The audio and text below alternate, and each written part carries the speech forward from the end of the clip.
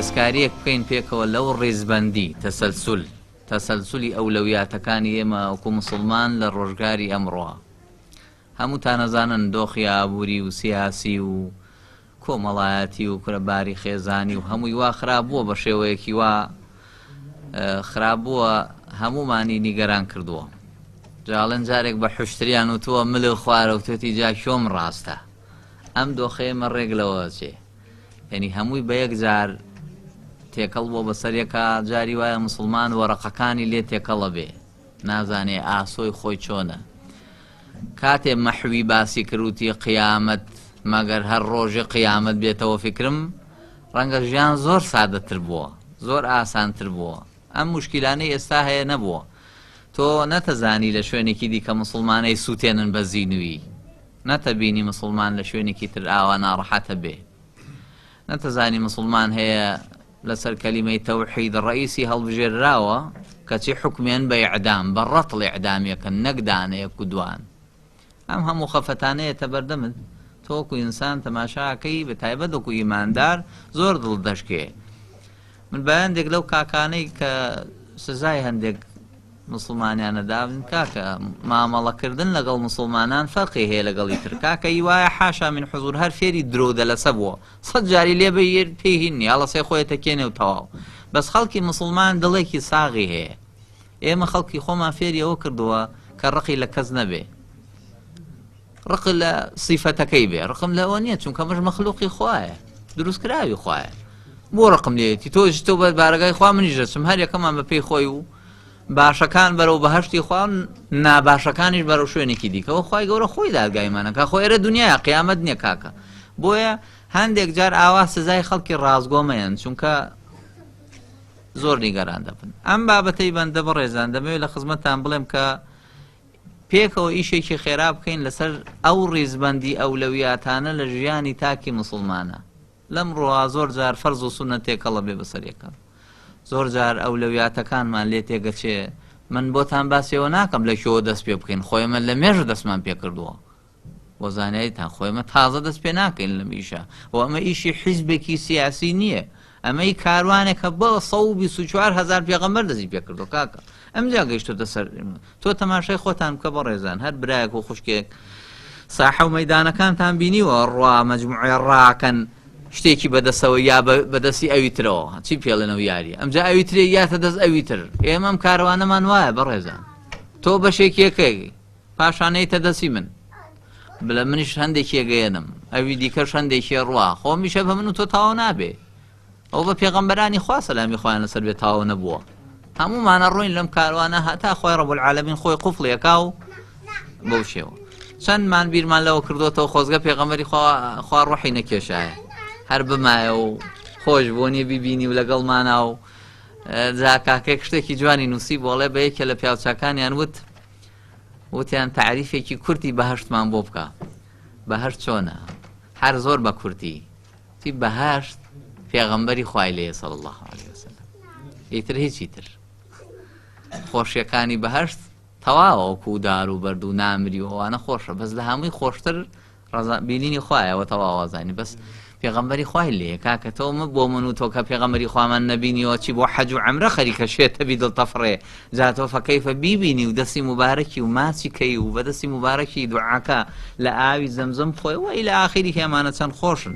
بۆیە لەم ڕۆژگاری تێکچوونی ئەم هاوسەنگی و تەراز و مەقایسانە هەمووی بەتایبەت لە تاکی مسلمان تێکچووە و شەپۆلێکی تۆندڕەوی هاتووەتە ئەم منتیقانە و چۆن تۆندڕەوی دروست بووە، شل ڕەویش دروست بووە. خەڵکێکەیە پێی وایە منژی ئیماندارم و لە پێش تۆشەوە مسلمانم، باوکیشم مسلمانە. چۆن مسلمانن جەنابتان؟ جا قسەیەکی خۆشەیە کاکەیەکە بوو پێمانەوە نوێژەکانە بکەی وەڵڵاهی من قورئانی زۆرە لە مزگەوتەکانم خۆنەوە. وەی زانی هەر مزگەوتە قورئانی خۆی هەیە و مەسحەفێکی جیاوازیە. کوڕی باش قورئانی هەموو مزگەوتەکان یەک قورئانە، بەسەوە نوسخەکانی جیاواز نین، نوسخەیەکی ئەوێ. ئەم عقلیەتە، ئەم جۆرە خەڵکە دروست بووە بەڕاستی لە کاتی ئێستامانە. بەڕێزان جاری یەکەم با و ڕاستێ بزانین چەند ڕاستێک لە سەرەتاوە دینی ئێمە کە ئیسلامەتیە بۆ هەموو زەمان و مەکانێکە، عیلاقەی بە ناوچەیەک بە جوغرافیایەکی دیاریکرا و بە زەمانێکی دیاریکرا و بە عەرەب و کورد و فارس و ئەوانەوە نییە، بۆ هەموو زەمان و مەکانێکە. ئەو ڕاستیەتان لەلا شیرین بێ کە ئیسلام نیعمەتێکە بەڕێزان. ئێستا خەڵک ڕەوتێ دروست بۆ لە ڕۆژئاوە پێڵێن ئەسلەمەت الغەرب، لە ئەوروپاوە خەڵک موسڵمانە بێ. ئەڵێن یەکێک لە زانایان بە جەعفەری صادقی فەرمووە ڕەحمەتی خوای لێ بێ، خوای لێ ڕازی بێ، توێتی خوای گەورە چۆنە؟ توێتی قەت بە بەلەمە بەسەر ئاو ڕۆیشتووی، لە ئاوێکەوە ڕۆیشتووی بە بەلەم، تووشی لافا و گێژەڵ و کە و شەپۆلەکان بووی؟ تی بەڵێ. تی هەستت دەکرد لە ناخی خۆ تا دەسەڵاتێکەیە تۆ ڕزگارەکە؟ ئەوە خوایە. تۆ ئەو کاتە هەستی پێەکەی، زیاتر هەست بە ئیمانەکەی، هەست بە تەوەکولەکەی. کاکە خەڵکی ئێمە فێریەکەی ئەویش ناڕەحەتە بێ بەم بێ پارەی و بێ مەسرەفی و مناڵ زۆری و ئەرک و بێخانی و کرێ ئەوەی لە ئاخریهی. بەڵام دوجار هەست بە تەوەکولێکە ئازانێ هەموو دەرگاکاندا بخێ، دەرگایەکەی لای خواوە داناخرێ. کەواتە دینی ئێمە بەڕێزان عیلاقەی بە زەمان و مەکانێک، حیزبێکی دیاریکراو، مەقەڕێکی دیاریکراوە نییە. ئەمە لە هەموو شوێنێکا وایە، لە هەموو شوێنێکا بەردەوامە و گەشە سەنێ ئینشاءالله. خاڵێکی دیکە ئێمە وەکو موسڵمان مەطلوبە لەسەرمان بەڕێزان چۆن ئەم گوڵەپە گەشێتەوە سایە لە چاوی من، ئاوا بێ موسڵمان بگەشێتەوە لە شوێنی خۆیە. تۆ تەماشا بکە ئێمە لە تربیەی خۆمانە فێری ئینسان فێری ناکەین تۆ کوڕێکی بچووک بە، هەتا فێریەکەین تۆ ئەمیرێکی گەورە بە. ئەمە تۆبی بە ئەسێرێکی گەشاوە. ئەمە بۆ برایان بۆ خوشکانیش نییە بەتەنیا، بۆ هەمومانە، بۆ مناڵێک بۆ گەورەیەک. حاڵێکی دیکە بەڕێزان ئەبێ و ڕاستیە بزانین کە ئێمە ئەو دەستەواژەیە کە ئەڵێ عاقڵە و کەسە نییە کە ئەزانێ باش و خراپ لێک جیا بکاتەوە. هەموو کەسە زانێ کامە باشە بیکە، کامە خراپە نەیکا.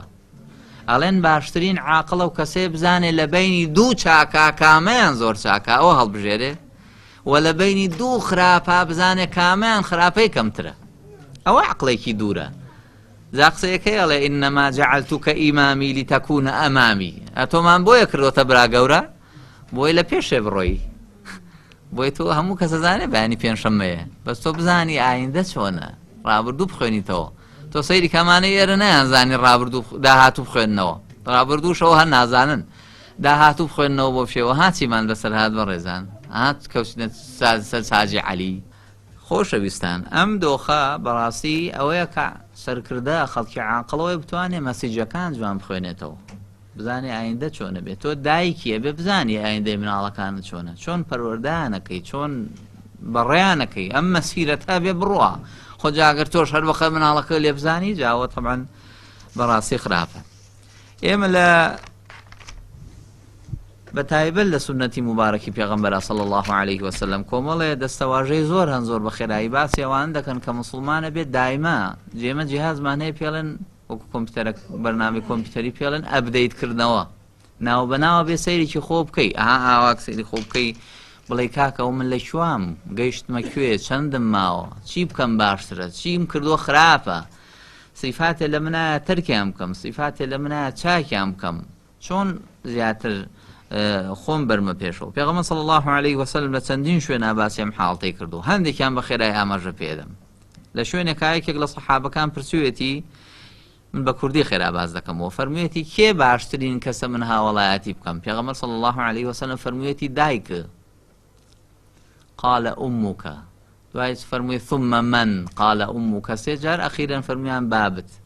دایک ئەزانی چەند ئەوەیەکی گەورەیە، ئەڵێن خۆشەویستی دایک تاکە کەسێکە لەسەر زەویە بێ مەرام تۆی خۆشەوێ، زۆر دایکتان خۆش بێ، دەستی دایکتان ماچکەن. ئەوەی دایکی ماوە کەمە زانێ، بەزەوەی کە دایکی نەماوە زانێ چۆنە. هەتا ماوەن دەستیان ماچکەن، هەتا بۆ تام کرێ قاچیان ماچکەن. ئەوە خۆشەویستی، ئەوە گەورەی و چاکە بەڕێزان. ئەزانی تۆ کوڕی کێی؟ تۆ کوڕی دایکتی، تۆ لە هەناوی دایکتەوە خوا بە گەورەی خۆی ئەم بەهەشتە گەورەی خستۆتە ژێر پێی دایکتەوە. تێگەیشتن بەڕێزان، جاکە و ئیمانداریش بزانە چەند پلەی لای خوا بەرزە، ئیمانداریش نەبێ بێت و هەر ڕێزی لێ بگری. خاڵێکی دیکە بەڕێزان لە ئەولەویاتەکان مناڵتان بیر نەچێ، بیکەن بە خاتری خوا.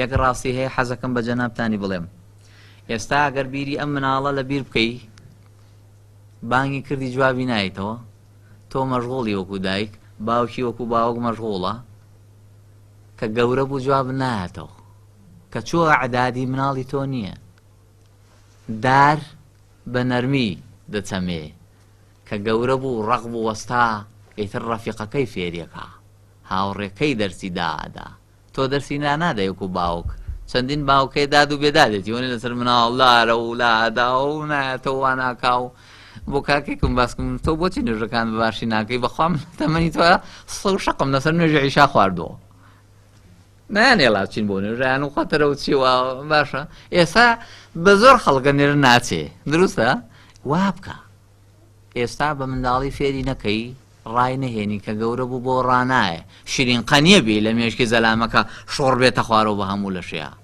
زۆر وریابن سەرمایە ئێمە مناڵەکانمانن ئەوەی کە گرنگە لە تەربیەی مناڵ باسم کرد ئەحتیمامی ئەوە خاڵێکی دیکە جەلسەی ڕۆژانە بکەن بەڕێزان بە خۆشمەوە زۆر جار ئەمانە ئیهمالەکەین پێتان سیر نەبێ دانیشن لەگەڵ مناڵەکانتانە حیوار بکەن لە ئێران لە ناوچە فارسەکان کچ کە بالیغ بێ ئەو شەوە ئاهەنگی بۆکەن هەڵێنتر تۆ گەورە بووی تۆ ئەندامێکی سەرەکی لەم ماڵە تۆ مناڵەکەی جاران نی تۆ زیعاومانایە تێبی خۆسە تۆ جێی بۆ جیاکەینەوە تۆ گەورە بووی تۆ قسەت هەیە تۆ ڕای خۆت هەیە لەوانێت تۆ بە شتێک پێبەی باوکو دایک پێی نابە